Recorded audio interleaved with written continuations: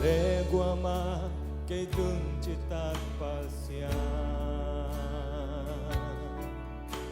Hong lu sa lưng hong tai sa lưng từ bằng ngầm chinh hi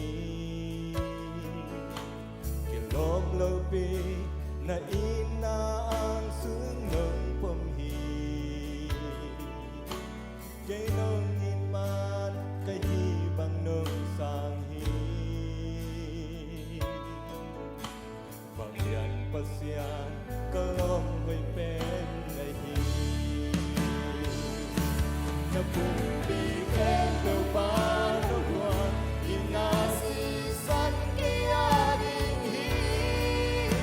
Pasisan magken birthday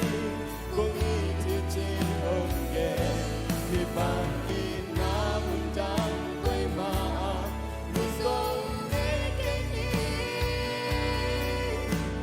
sulung tang lâu ngao một tràn ôm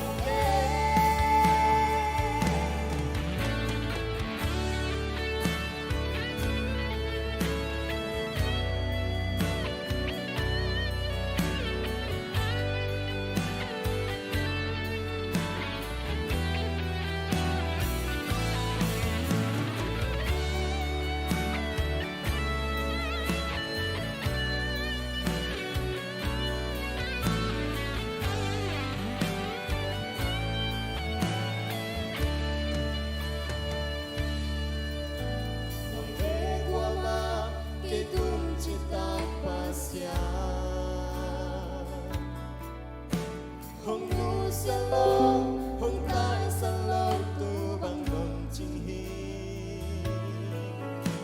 Kilom lo pi na ina ang sung nong kem hi Kay nong in man kay hi bằng nong sang hi